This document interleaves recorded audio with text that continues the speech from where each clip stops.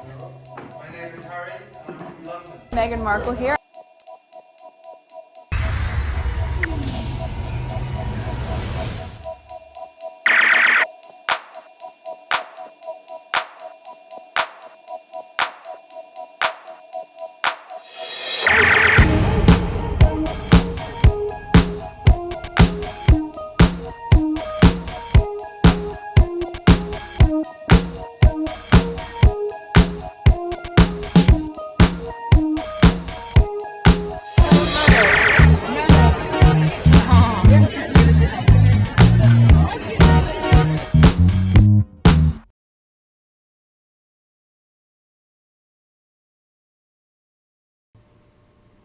Today is April 20th, 2026. It is 2:41 a.m. This is video number 2. So let's continue. We went over this. I should have grabbed the link. Alright, we're gonna start with this. This is post Australia trip, and some people are still talking about it. Look at this piece of right. This is Robert Jobson. Big shout out to the so-called Sussex squad for the boost in numbers and clicks on my ex overnight. Bizarre bunch, slightly obsessive. I have posted a few snaps. But generally good for engagement. The algorithm, thank you. I will continue. I blocked them. I block him. So there's that. So this is what they're saying about him. I don't follow him. If the squad don't share something like this, the screenshot, I would not know. Next tweet. All right, let's pause. Okay, according to the British media, Australian designers made ugly, unattractive clothing, you heard me, and trying to tear Meghan down, they decided to insult Australian fashion designer. The British media is unmatched. You know what that reminds me of? What they did to Sister Space? All right, the moment she came out and said what William's godmother said to her when she went to the palace, and they did their nonsense to, go after the charity that she had. These people are evil, okay? Full-blown evil. Oh my God, it's 2 minutes. If it has music, I'm gonna pause it or stop it and then go over it like this instead. So let's listen. The Daily Mail wants you to believe Meghan Sussex dropped £57,000 on a 4-day Australia wardrobe. Outrageous, right? But that's not what happened. Meanwhile, TV commentators like Ingrid Seward said it was immoral for her to wear expensive Australian designers to a women's shelter. Here's the problem with both arguments. They're built on lies. So that's why one of the squad was showing. Okay, let's pause this for a second. I probably will play it completely all over again, where she said something about Meghan wear expensive clothes to go to a women's shelter. Like Ingrid Seward said it was immoral for her to wear expensive Australian designers to a women's shelter. Let's pause this. Let me pause and go look for the video or the tweet that one of the squad made reference to. I had no idea. But the squad usually talk in code sometimes. Alright, I find it really quickly. So that's my response to this tweet right here. That was a visit to a food bank, LOL. Okay, remember that part where they said Meghan should not wear expensive clothes to go to a food bank? So there's this here. The squad was, I guess, making reference to it. British media, non-tax funded Meghan Markle is out of touch and unkind for wearing nice clothes to a shelter to serve people food. Also British me, look how relatable and kind our tax funded King Charles is, traveling in a helicopter to visit a food bank. And this is why I said that was a visit to a food bank. So I saw this yesterday. I didn't even know what the British media was talking about, but the squad usually have a way of responding to the nonsense the British media is talking about. Okay, so back to this. I'm gonna start all over. The Daily Mail wants you to believe Meghan Sussex dropped £57,000 on a 4-day Australia wardrobe. Outrageous, right? But that's not what happened. I'm sorry, I'm pausing again. Even if she did, all right? Even if Meghan did spend that much amount of money for the clothes that she wore to go to the food bank, so what? It's not my money. It's not the taxpayers' money. Who cares? She earned her money from those gems, from whatever she's selling. That's her money. So what? Okay? Oh my goodness. The Daily Mail wants you to believe Meghan Sussex dropped 57,000 pounds on a 4-day Australia wardrobe. Outrageous, right? But that's not what happened. Meanwhile, TV commentators like Ingrid Seward said it was immoral for her to wear expensive Australian designers to a women's shelter. Here's the problem with both arguments. They're built on lies. And unpleasant, the thought that you are advertising your not very attractive clothes, I have to say, they're not gorgeous clothes at all. When you're hugging people, again, it's just Meghan thinking about Meghan. It makes you feel that, her hugging and, sympathizing with grief and everything doesn't mean a thing because at the back of her mind is a dollar sign. Oh, let's not forget, this is the same lady who took money from YouTubers, okay, to talk about the Oprah interview that she didn't even see. Okay, the Oprah interview wasn't even aired yet, so she's one of those. Doing a post-match analysis of Harry and Meghan's interview with Oprah, which is obviously coming out in a few days' time. My name is Victoria Arbiter, A-R, B as in boy, I-T-E-R, and I am royal commentator for CNN. Richard Fitzwilliams, royal commentator. Ingrid Seward, I'm editor-in-chief of Majesty magazine. You've not seen the interview yet, have you? No, great. I think we have a fair idea of where the interview's going, and we have a fair idea. We do, definitely. Okay, great. Are you ready to go? Brilliant. Okay, let's go. What was your overall impression of the interview? I think that this was an extremely hard-hitting interview. In the interview, to my mind, this was an actress giving one of her great performances.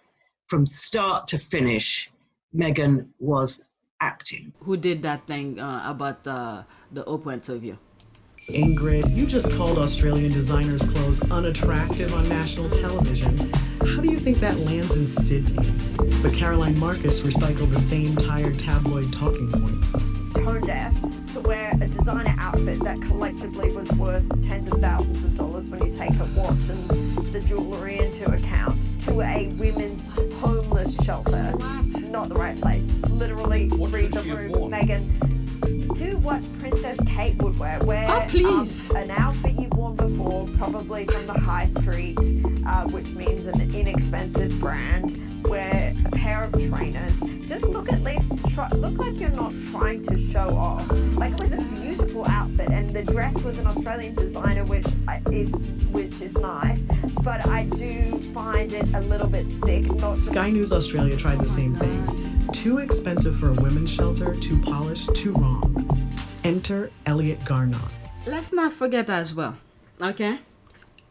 I believe that day there might have been 2 different events that Meghan did, okay? I think this is what she wore to go to the children's hospital. Let me look for an image. I'm gonna type Google and see what the picture that they show. This is what I wrote on Google. What clothes did Meghan Markle? Oh, I forgot the end. Did Meghan Markle wore to go to the Australia's Children's Hospital? All right, for her visit to the Royal Children's Hospital in Melbourne in April 2026, Meghan Markle wore a navy blue Priscilla sleeveless Mendy dress by Australian designer. Okay, let's look at the image before I say what I have to say. All right, so this is the clothes that she wore. That's one event. The other event, okay, what clothes did Meghan Markle wear to go to the Australia's, food bank? There it is. This one in particular. There's that. Why would she go back to and change if she already wore this? This is a very comfortable clothes. There she is. She put her apron in front of her. She did 2 events. Who knows the time frame back to back? Why would she change her clothes? I mean, she could have if she wanted, but it's 2 events. Why would she go and change her clothes? Okay, this is why I specifically went on Google to type these questions.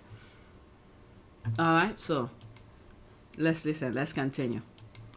An Australian fashion correspondent who actually brought facts and reasons to the discussion. She wore the outfit that she was actually wearing to her engagement that morning. So, if anything, I think it's showing a little bit of frugality from the Duchess of Sussex that she didn't do a cosy change in between commitment 1 and 2. I didn't even hear this. This is why I went on Google. This is why I went on Google to type what she wore at the hospital and what she wore to the food bank. I didn't even listen to this. This is exactly that. 2 events. She didn't change her clothes. Maybe time was really, close to each other. There was no need to go and change clothes. All right, I'm going to move it back again. The discussion. She wore the outfit that she was actually wearing to her engagement that morning. So, if anything, I think it's showing a little bit of frugality from the Duchess of Sussex that she didn't do a cosy change in between commitment 1 and 2. And ultimately... Exactly. But some folks don't want nuance. They want a villain. To be honest, it's significant for any brand, but when it comes to the smaller independent designers, this genuinely can change the trajectory of their entire business. So I think that Karen G has actually been on the record and said that she's felt the Meghan effect. And for this to come back and have a moment again, I mean, I'm sure she's just pinching herself in her Sydney-based studio. This is the story the Mail doesn't want you to see. While they were counting her jewelry twice and calling her vile, Australian designers were selling out globally. Small businesses got international exposure just from her wearing their designs. Meghan's team reached out directly to local brands, not the other way around. She used her platform to spotlight Australian fashion, and the industry loved her for it. The real scandal isn't that Meghan wore Australian designers, it's that the British tabloids are still trying to sell a woman's wardrobe as a crime, while the designers she wore are quietly cashing in on the Meghan effect.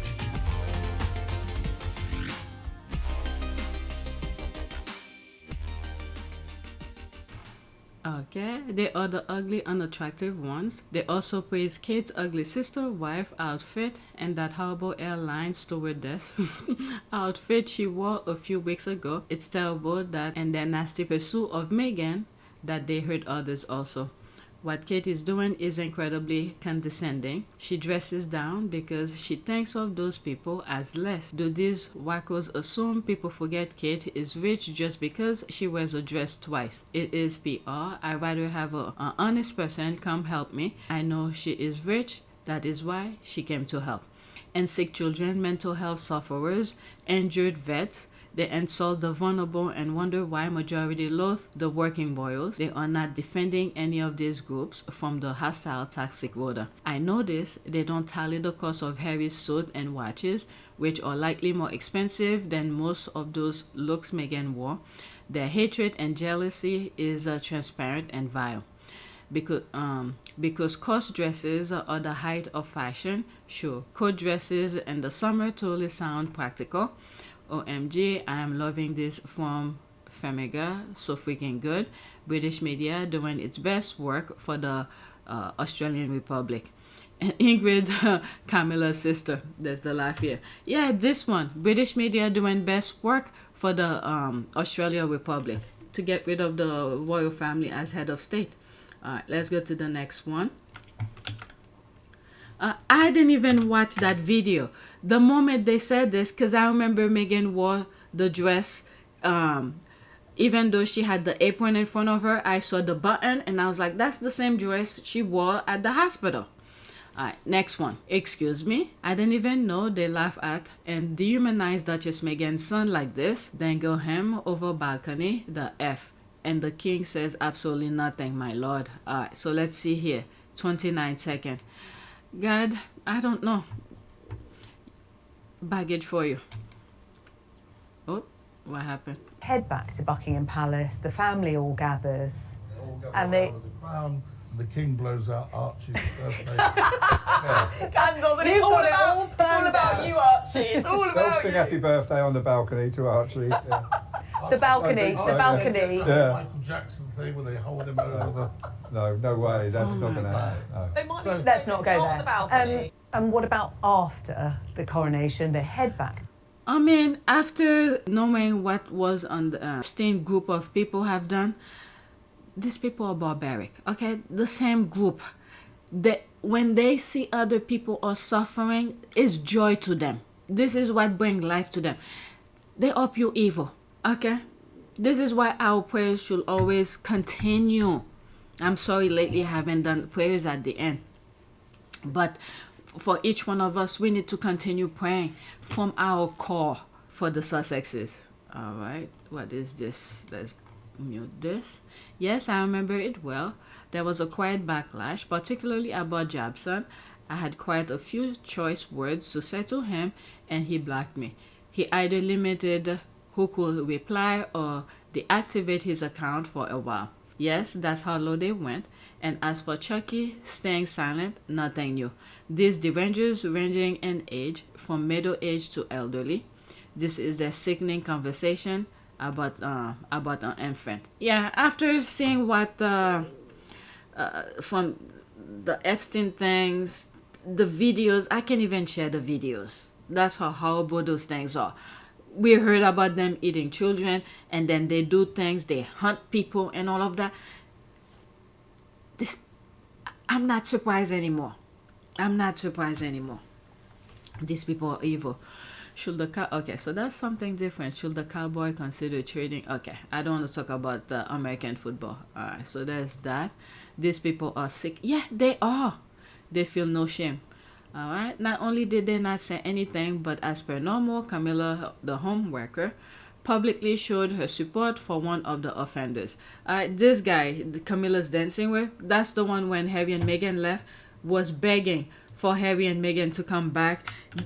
4 times I asked the palace, or maybe 3 times I asked the palace, if we, as a media group, could meet Meghan, and it never happened. The people I feel most sorry about are the trolls who their hopes are just built and built and built, and it's like yes, and then it doesn't happen. It never happened, and I think if we had met her and if she'd have met us, things might have been different. They're fully aware the nonsense that they say and inflicted onto Harry and Meghan in particular, but whatever.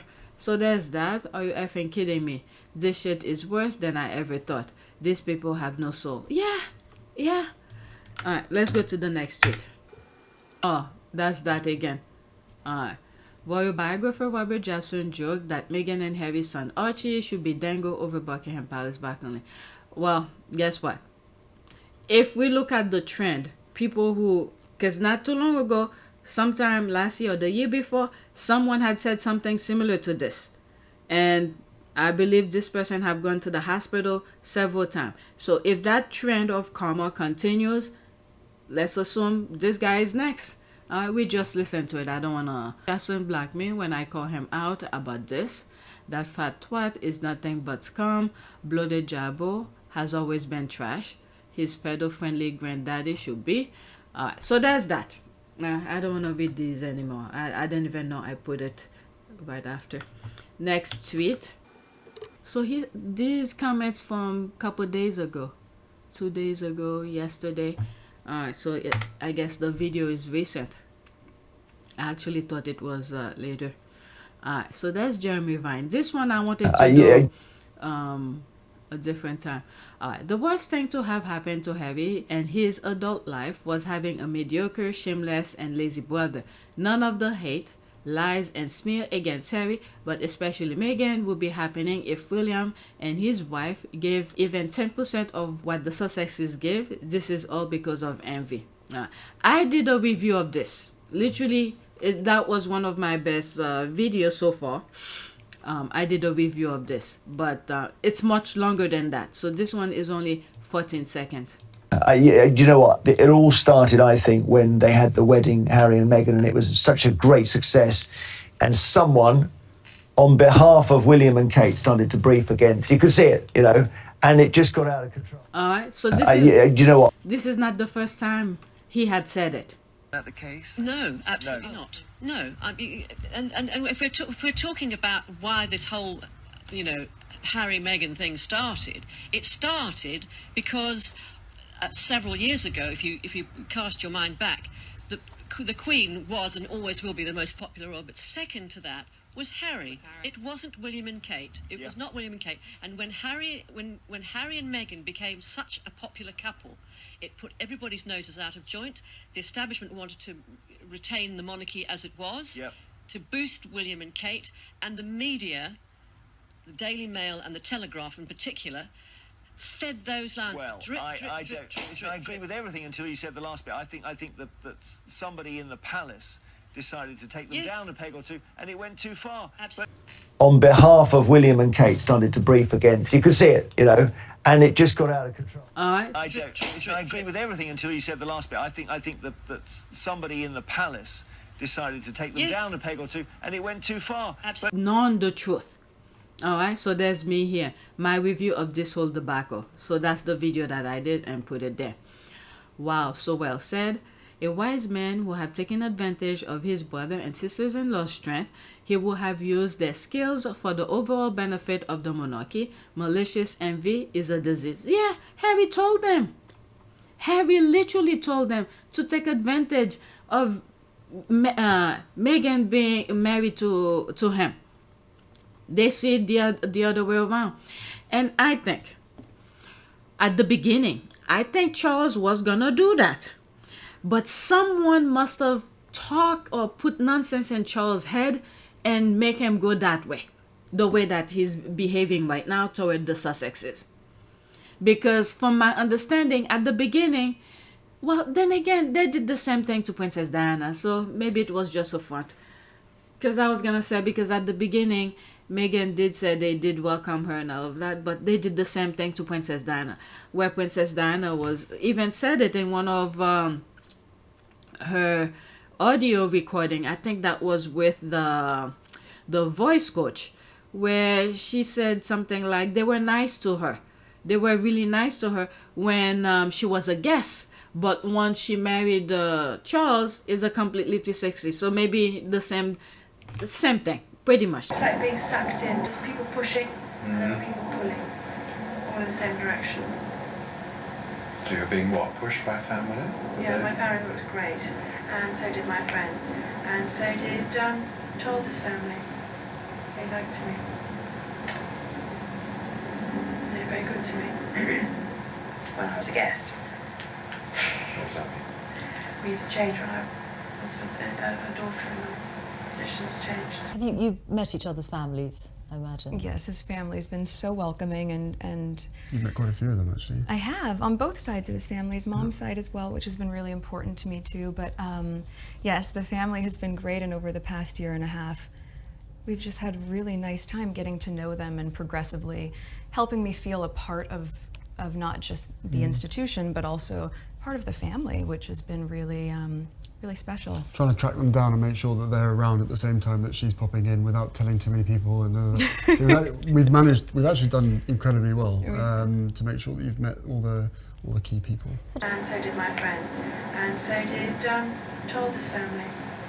They liked me. They were very good to me when I was a guest. What does that mean? We used to change when I was a daughter-in-law. Positions changed. The same thing happened to Meghan.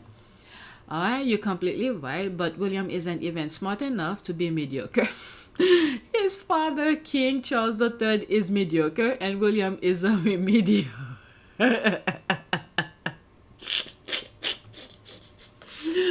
Oh my God, it's like, it's not smart enough to be mediocre, but the way the squad are.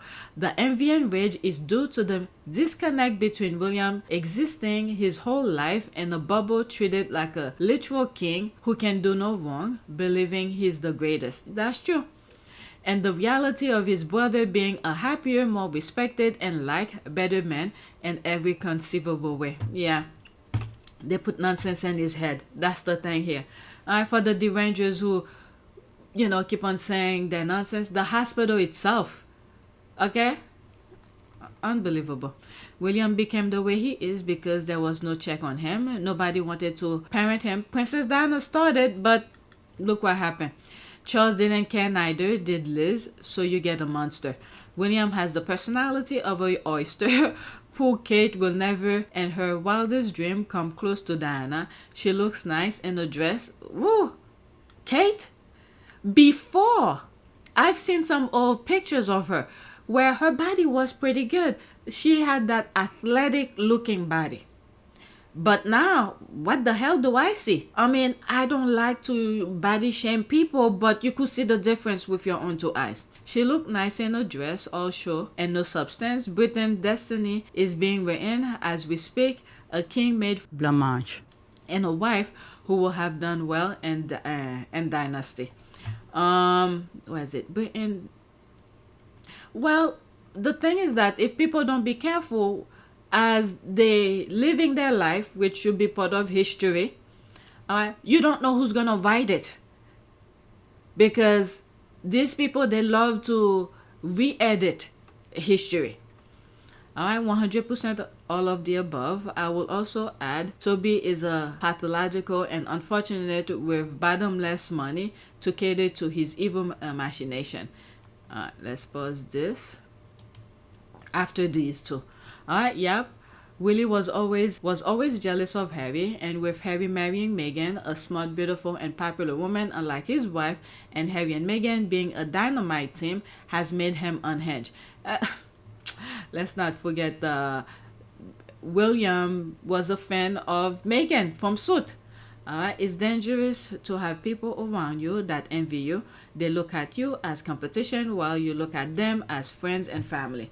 That is true as well. But the people around William are putting things on his head. Okay? I think since he was young, the competition that the paper loved to write about, they're consistently putting nonsense in his head. Alright, so there's this here. Look at Robert Jobson, breathing heavily like a dying pig and talking BS. He's one step away from a heart attack.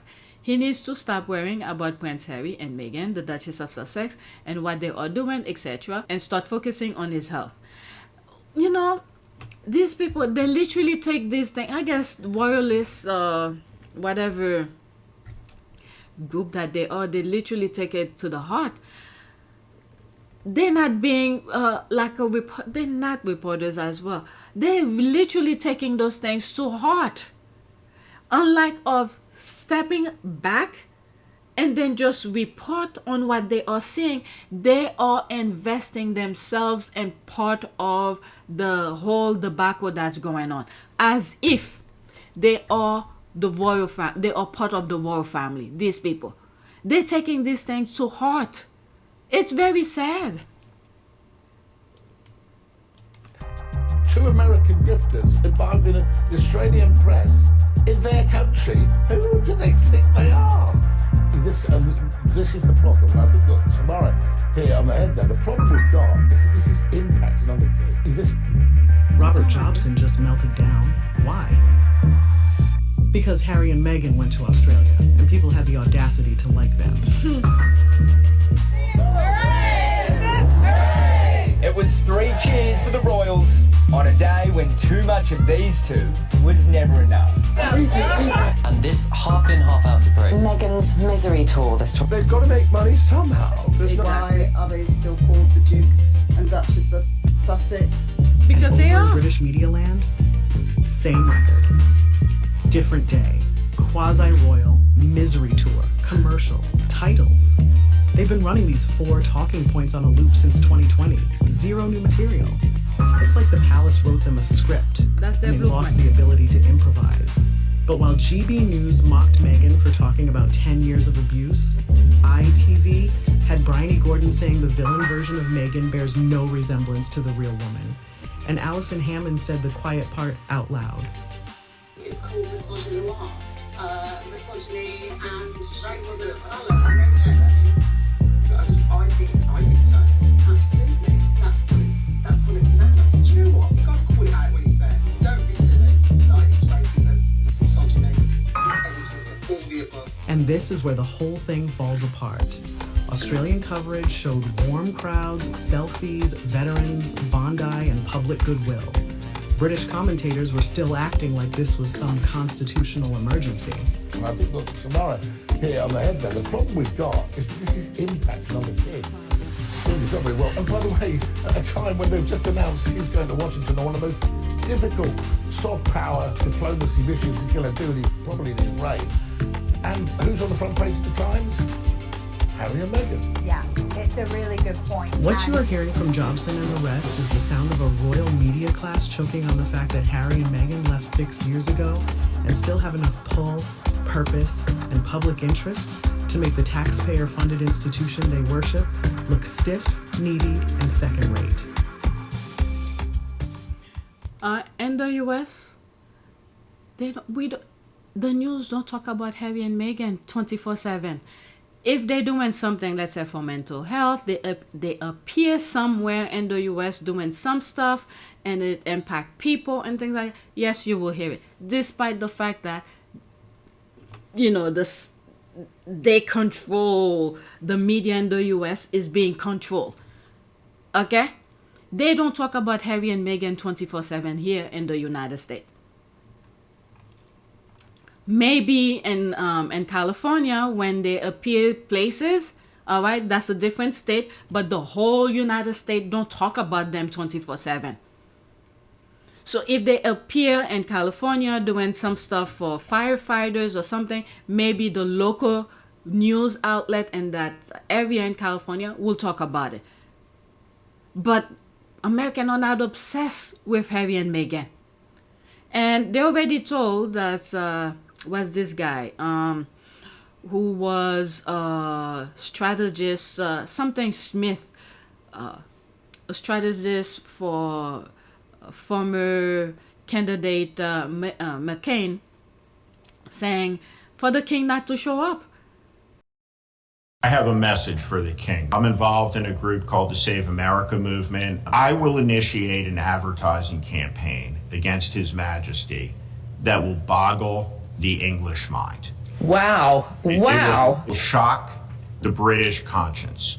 The king should not come to America in 2026. What is the ad campaign going to say? How is it going to boggle? It will be brutal. Should the king come to Washington, it will be a celebration of Donald Trump in a moment of existential crisis for American democracy. So should the king say he just can't come? Should he step foot on American soil in service of MAGA as a propaganda tool, then the crown will be attacked with an advertising campaign that would not be permitted in England. And whether it's his desires to have once been a tampon, or whether it is his relationship with his brother, it will be no holds barred. I will project images onto buildings in New York City. I will run ad campaigns that will be mortifying for the entire British government. But he wants to show up, so let it be. All right. He should go on effing diet before it's too late. Not that I care. Harry and Meghan's private visit to Australia really broke the pedophile lovers, racist drama queens, and pathological liars in the UK mentally. Great video from Feminegra. Alright, he is a sausage surgeon. Okay, there's that. Let's move on. I have another video about him. I don't know if it's the same video. I have another tweet about Jobson, but I don't know if it's the same video, but different caption. Let's see. Yep, it is. 2 minutes and 32 seconds.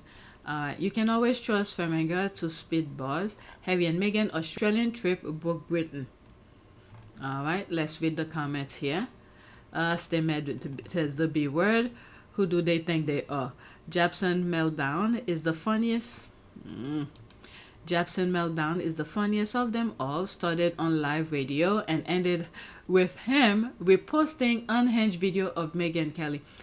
Was that the same thing? Okay, I did a video. There was an audio about Jobson. I think I shared it on one of my videos already. The media has literally put links in their articles about her to make money from what she's wearing during this trip. Why shouldn't she make money herself? Exactly. Spare us your full outrage. Check this out. Okay, what is that?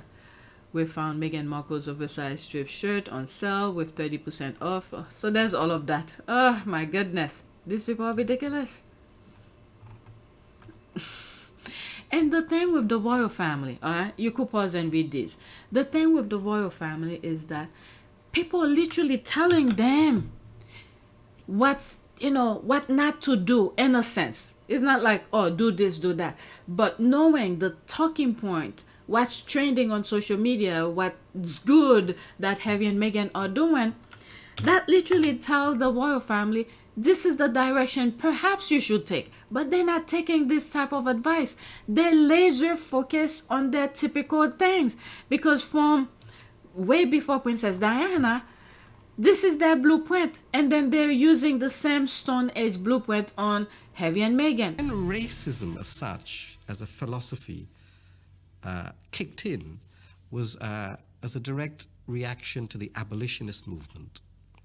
The abolitionist movement driven by some of the leading intellectuals of the day, as well as driven by hundreds of thousands of ordinary people in this kingdom who signed petitions after petitions and presented them to the House of Lords.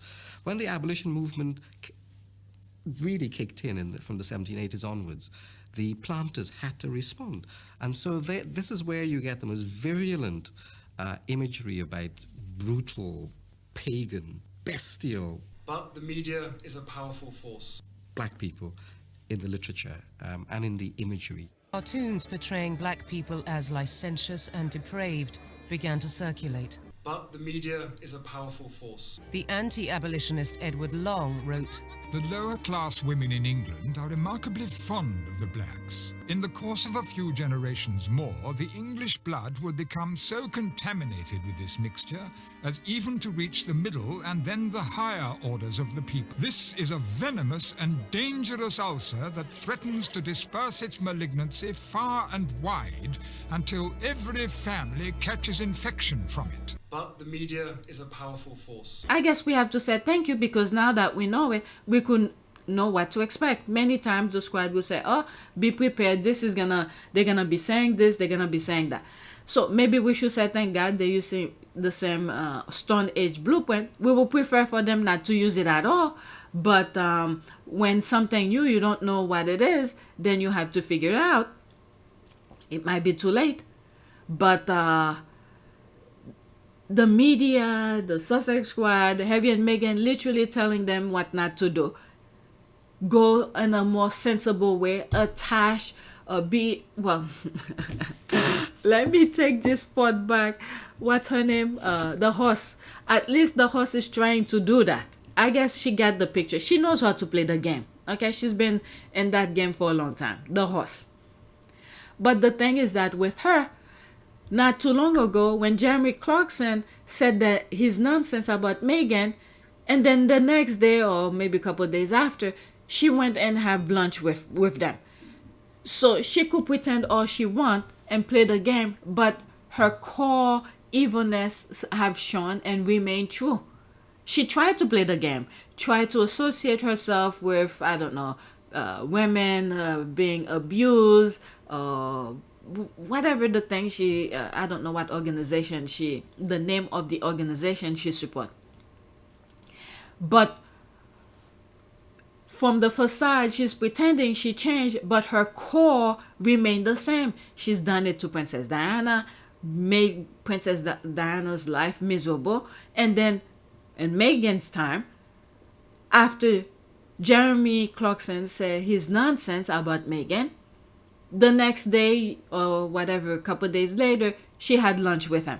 So she could pretend all she wants. It's not gonna work. This is my last tweet for this video. Lots of commentary over the last few days confirming what we have been saying for years. The crux of the issue is that the Sussexes are good at this and that others are not. Alright? I will never understand why the monarchy did not deploy Harry and Meghan as their international arm of the royal family. Not only are Harry and Meghan very well traveled people, but they connect with people from all backgrounds. They are very cultured, they are smart, and most of all, Harry wanted out of London. It would have been perfect for them. So there's me responding. That was yesterday. That's what well-minded people think. As for the leftovers, well, the world may never know. We will never know why they didn't use Harry and Meghan. The Sussexes were born to do this, but especially Meghan, and just has that it factor, that star quality that is truly once in a lifetime. The furor that elicits amongst courtiers, other senior royals, and their wives cannot be overstated. So if you're saying no one in Australia gives a shit about the King or William or anyone else, just the Duke and his wife. Where did she say that? That's what goes in these people's head. There's some mental illness with these people. The hissy feeders, okay, the hissy feeding over the Sussexes hurting the monarchy with any trip like this make that institution appear very fragile and weak. That's what actually harms the monarchy. Yeah, they don't see that. It's that simple, and rather striving to improve, the William and Kate choose insipid weakness where they need to drag Harry and Meghan down to feel better about their own inadequacies. The biggest crime they keep doing is being invited by organizations and countries that don't want the actual royals. That's true. They are not doing royal tours because the countries don't want the royals on only them. How many countries have been threatened for not banning a visit? Alright, so that's that. Let's do a prayer. I haven't done a prayer for a while. So this is where I was looking what she wore. Prayer, I don't know, the word kindness. Prayer for kindness. Let's pick this. A prayer of kindness. God, help me to show kindness to everyone I meet. Let your love shine through me. Amen. Alright, so that was very simple. Please take a moment to subscribe, like, and share. If you want to support this channel, there's a PayPal link and a Cash App link in the description. You could donate. Those who have donated, thank you. Alright, I'm gonna do another video. I think it's still about the media, and hopefully that will be the last video that I do tonight. And I see my notification is popping up. This will be the next tweet that I start with. Okay, so that's it. Thank you for watching.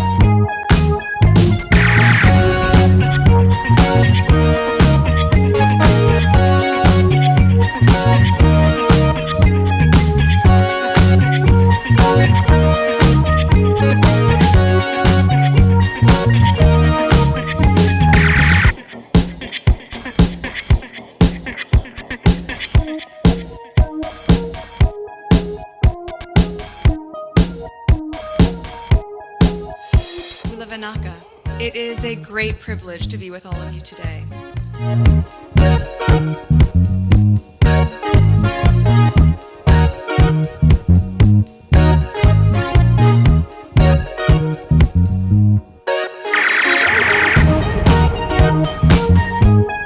You know, we ask for forgiveness and please come back.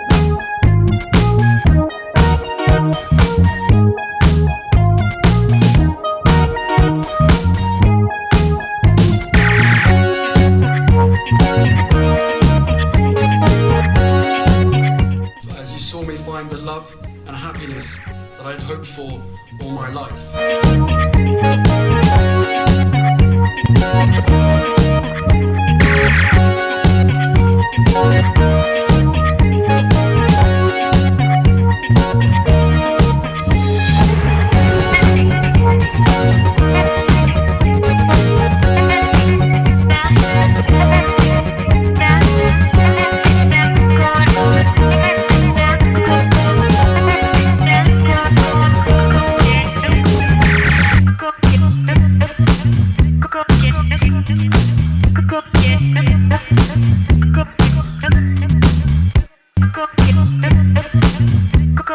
You are all in this together, and if I may speak personally,